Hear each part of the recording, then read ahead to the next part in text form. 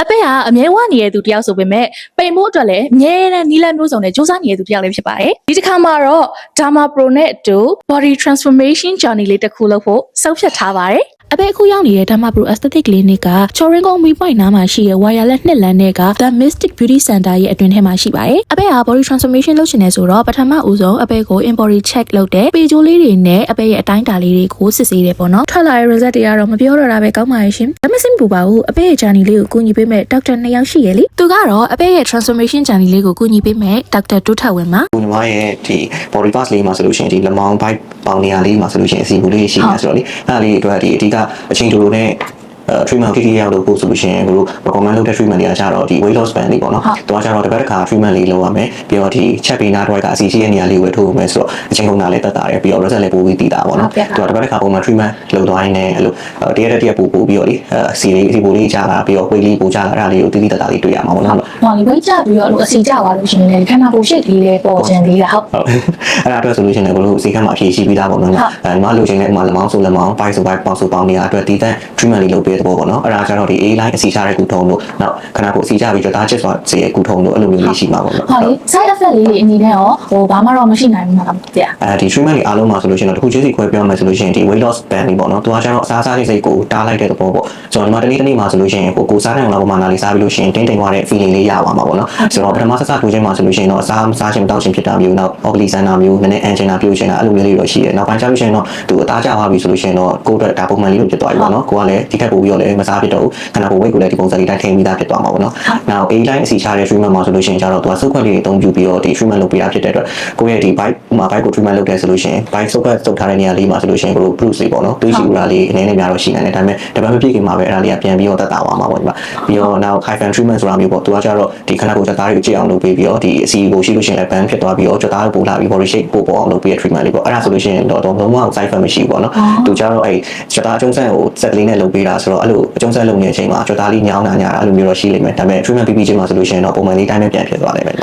ုတ်ကဲ့ဟုတ်အဆင်ပြေပါတယ်ဟုတ်ပါလားဒေါက်တာအပေကို side effect အနည်းဆုံးနဲ့ weight အမြန်ဆုံးကျစေတဲ့ weight loss band လေးကို recommend လုပ်တယ်ပေါ့နော်ဒီ weight loss band လေးကိုအပေကတစ်လစာယူထားပြီးတော့တစ်ပတ်တစ်ချိန်နှုန်းနဲ့၄ခါထိုးပြီးသွားပါပြီ weight loss band ထိုးတဲ့အချိန်မှာလည်းနာကျင်မှုကလေပရွေးစိတ်ကြိုက်တာတော့မှပူနာအောင်မယ်ပေါ့နော် side effect အနေနဲ့ကတော့ဆရာပြောထားတဲ့အတိုင်းပဲပထမဆုံးထိုးပြီးရဲ့အပတ်မှာအပေ engine စိတ်ကလေးနည်းနည်းတော့ဖြစ်တယ်ပေါ့နော်အဲ့ဒါကလည်းထိုးပြီးချင်းနိုင်ပိုင်းလောက်ပါပဲဒီပန်လေးကအပေကိုအစားအများကြီးမစားတော့အောင်လို့တကယ်ကိုထိန်းထားပေးနိုင်ပါတယ်အစီတွေကိုခဲသွားစေတဲ့ A line ကုထုံးကိုတော့အပေကတစ်ပတ်ကိုတစ်နေရာစာယူတယ်ပေါ့နော်ပထမဆုံးအပတ်ကိုတော့အပေကဖိုင်းနေရာလေးကိုလုပ်တယ်ဒုတိယပတ်မှာတော့အပေကလက်မောင်းနှစ်ဖက်ကိုလုပ်ပါတယ်တတိယပတ်မှာကတော့ bra line ရဲ့အောက်ကကြောအစီလေးစုနေတဲ့နေရာလေးကိုလုပ်ပါတယ် A line ကုထုံးမှာဆိုရင်သွေးချီဥဓာလေးတွေနည်းနည်းကြံတက်တယ်ဆိုပြီးတော့ပြောပေမဲ့ပထမအပတ်တွေတုန်းကအပေကနိုင်ပိုင်းလောက်အတွင်းနဲ့ပျောက်သွားတယ်ပေါ့နော်ကြောနေရာလေးမှာကတော့အပေ3ရက်လောက်သွေးချီဥသွားပါတယ်ခံစားမှုကတော့လေကိုယ့်ရဲ့အသားတွေကိုစုပ်ခွက်လေးနဲ့စုပ်ခံထားရတဲ့ feeling မျိုးပေါ့နော် treatment 45မိနစ်ယူပြီးသွားရင်အစီတွေကအဲ့ခွက်လေးထဲမှာစုသွားပြီးတော့လေရေခဲတုံးပုံစံမျိုးလေးထွက်လာတာလေးပတ်မြောက်မှာကတော့အပေကပေါက်နှစ်ဖက်ကအစီတွေကိုခဲပါတယ် high fam ကကြတော့ကြွက်သားလေးတွေကို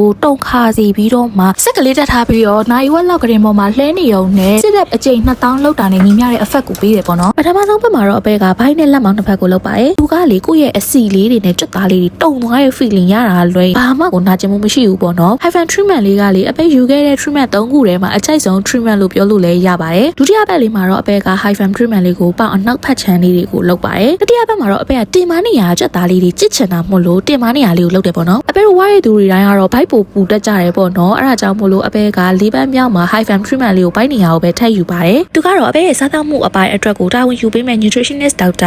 ာထိန်လင်းအောင်ဖြစ်ပါတယ်ကျွန်တော်တို့စီမှာဒါရဲ့ meal box လေးယူလို့ရတယ်ယူလို့ရှိရင်လည်းအိမ်မှာချက်စားလို့ရတယ်အိမ်မှာချက်စားမယ်ဆိုလို့ရှိရင်ကျွန်တော်ကနေပြီးတော့ညီမလေးစားမယ်စားတော့လေးတွေကိုတွက်ပြီးတော့ဒါရဲ့ plan ပေါ့နော်ဘာတွေဘယ်လောက်ပလာမာစားမယ်ဆိုတော့ကျွန်တော်ထားရမယ်ဆွဲပေးရရှိတယ်အဲ့ဒါလေးကိုဆက်ပြီးလို့ရှိရင်ညီမလေးအိမ်မှာကိုပြောတဲ့အတိုင်းလေးချက်စားလို့ရှိရင်ရတယ်နော်စစ်ပြီးအိမ်မှာချက်စားရင်တော့ဒီရတိုင်းရှိရလေးစားလို့ရဆိုတော့အိမ်မှာလည်းချက်စားလို့ပါဟုတ်ရပါတယ်ဒါကျွန်တော်ဒါရဲ့ plan ဆွဲပေးလိုက်နော်ဒေါက်တာကအပေရဲ့ embody check ထားတာလေးကိုကြည့်ပြီးတော့မှအပေကိုအရသာရှိပြီးတော့ကျန်းမာတဲ့အစားအစာတွေနဲ့ diet plan လေးကိုအသေးစိတ်ဆွဲပေးထားရပေါ့နော်ဒေါက်တာဆွဲပေးထားတဲ့ diet plan လေးမှာဆိုလို့ရှိရင်အပေအတွက်အငတ်ခံစရာလည်းမလိုဘူးအာဟာရပြည့်တဲ့အစားအသောက်လေးတွေကိုစားနေရတဲ့ကိုပဲရရပေါ့နော်ဒါကဘာ treatment မှမယူရသေးခင် embody check ပါဒါကပထမတစ်ပတ် treatment ယူပြီးတော့ result လေးပြန်တိုင်းတာပါဒါလေးကဒုတိယပတ် treatment ယူပြီးတော့ result ပြန်တိုင်းနေရပါဒါလေးကတော့တတိယအကြိမ် treatment ယူပြီးတော့ result ပြန်တိုင်းတဲ့အချိန်မှာဆိုရင် result မပြောဘဲနဲ့တောင်မှခန္ဓာကိုယ်အနေထားကြည့်ရနေတယ်မဲ့တော်တော်လေးကိုသိတာနေပါပြီ။အဲ့ဒီမှာ embody result လေးထွက်လာပြီပေါ့နော်။နောက်ဆုံးစရောက်ပြီးစတိုင်းနဲ့အပတ်ကနေပြီးတော့အခုမှကြည့်လို့ရှိရင်တော်တော်လေး